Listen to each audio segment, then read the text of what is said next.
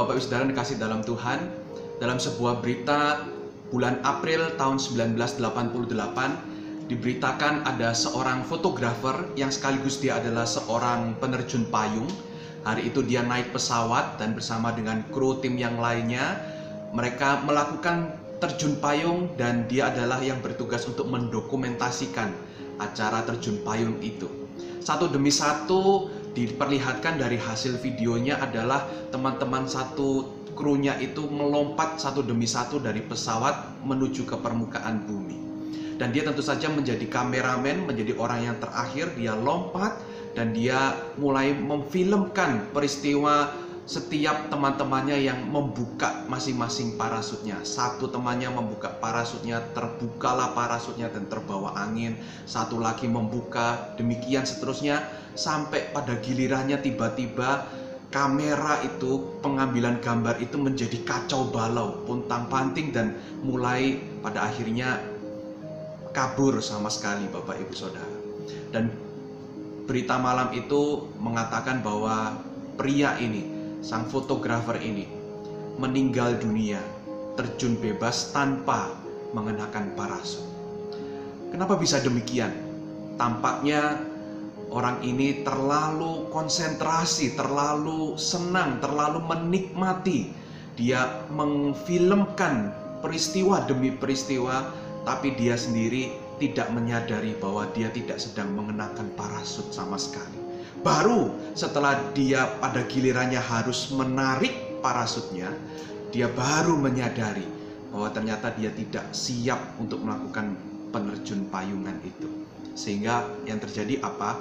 Dia pada satu titik yang kita sebut sebagai the point of no return.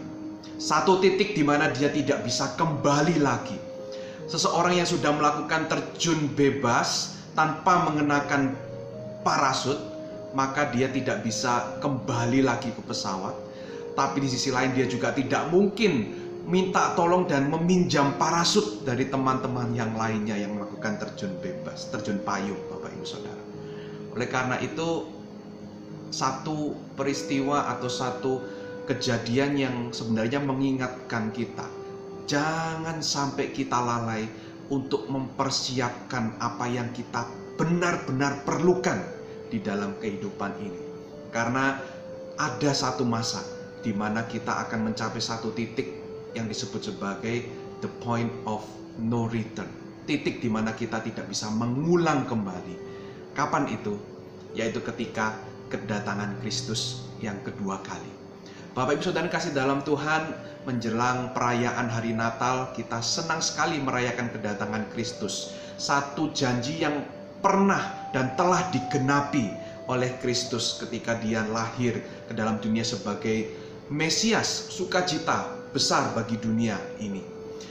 Tapi kita jangan lupakan bahwa ada janji yang belum tergenapi, yang juga pasti akan digenapi, yaitu tentang kedatangan Kristus yang kedua kali. Apa yang perlu kita lakukan? Kita perlu mempersiapkan diri kita, Bapak Ibu Saudara. Ada satu perumpamaan yang diceritakan oleh Tuhan Yesus yang mirip dengan peristiwa orang fotografer yang melakukan terjun payung itu, yaitu perumpamaan gadis bijaksana dan gadis-gadis yang bodoh. Diceritakan para 10 gadis ini mempersiapkan diri untuk menjemput mempelai laki-laki. Tetapi apa yang terjadi karena mempelai laki-lakinya itu datang terlambat sampai larut malam, mereka pun tertidur, ke-10-nya tertidur. Tetapi yang membedakan adalah 5 gadis bijaksana sudah mempersiapkan diri untuk menyiapkan buli-buli minyak supaya pelitanya bisa tetap menyala. Tetapi 5 gadis yang bodoh itu lupa, kesalahan yang fatal. Mereka tidak mempersiapkan minyak. Sehingga ketika mempelai itu pada akhirnya datang, yang 5 yang bijaksana mempersiapkan minyak itu boleh masuk dalam perjamuan, sedangkan yang 5 lainnya tidak bisa masuk. Pintu sudah ditutup dan sang mempelai laki-laki bahkan mengatakan, "Aku tidak mengenal engkau." Dan disimpulkan oleh Tuhan Yesus dalam perumpamaan itu di Matius 25 ayat 13. "Karena itu berjaga-jagalah, sebab kamu tidak tahu akan hari maupun akan saatnya." Mari Bapak Ibu Saudara persiapkan diri kita secara rohani. Yang kedua adalah kita harus menyadari bahwa iman kita itu adalah tanggung jawab pribadi kita. Kita tidak bisa pinjam orang lain. Seperti para gadis bodoh itu. Mereka baru menyadari mereka perlu minyak. Saat apa? Saat mempelai datang. Dan itu sudah pada satu titik di mana mereka tidak bisa kembali lagi. The point of no return itu, Bapak Ibu Saudara. Sehingga mereka menyesali. Jangan sampai hal itu terjadi pada kita. Cuma dua kemungkinannya. Entah kita yang akan mengalami kematian lebih dulu, atau dalam masa hidup kita, kita bisa melihat Tuhan Yesus datang kedua kali. Dan ketika peristiwa itu terjadi, kita tidak perlu lagi sibuk dan tidak bisa lagi kita mencari minyak. Tapi kita sudah mempersiapkan diri. Persiapkan secara rohani.